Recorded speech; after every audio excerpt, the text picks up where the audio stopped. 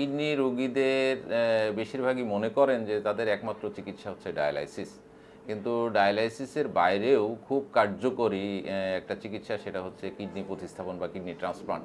তো অনেকেই kidney transplant প্রক্রিয়াটাকে খুব জটিল একটা বিষয় মনে করেন, খুব ব্যয়বহুল একটা বিষয় মনে করেন।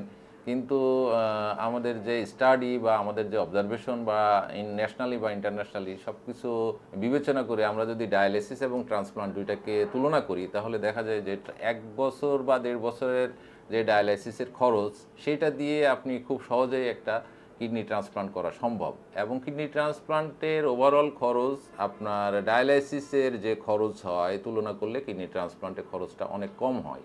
একই সাথে রোগীর জীবনযাত্রার মান অলমোস্ট স্বাভাবিকের দিকে যায়।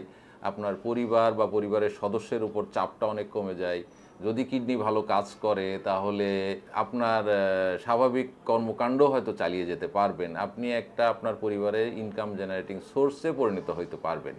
সেই জন্য আমি আপনাদেরকে বলবো যে বাংলাদেশে যতগুলো গভর্নমেন্ট বা নন গভর্নমেন্ট ইভেন কিডনি রোগীদের একটা গ্রুপ থাকে, মেসেঞ্জার বা হোয়াটসঅ্যাপ বা এই জাতীয় ফেসবুক গ্রুপ থাকে, ওখানে একটু কানেক্ট হন, ওদের সাথে যোগাযোগ করার চেষ্টা করেন, কোনো সরকারি জায়গায় আপনি খোঁজ নেওয়ার চেষ্টা করেন। কারণ বাংলাদেশে এখন ট্রান্সপ্লান্ট কিন্তু মোটামুটি নিয়মিত হচ্ছে এবং এটাকে আরও এগিয়ে নেওয়ার জন্য সরকারের পক্ষ থেকেও চেষ্টা চালানো হচ্ছে। আপনারা কোনো গভর্নমেন্ট প্রতিষ্ঠানে বা নিকটস্থ কোনো কিডনি রোগ বিশেষজ্ঞের সাথে কথা বললেই কিডনি ট্রান্সপ্লান্টের ব্যাপারে অনেক কিছু জানতে পারবেন এবং আপনাদের ভিতরকার ভীতিটা কেটে যাবে। এবং আপনারা যদি কিডনি ট্রান্সপ্লান্ট প্রক্রিয়ার দিকে আগান, তাহলে আমার মনে হয় খরচ এবং শারীরিক পারিবারিক দিক দিয়ে আপনি অনেকটা স্বস্তির জায়গায় পৌঁছাতে পারেন।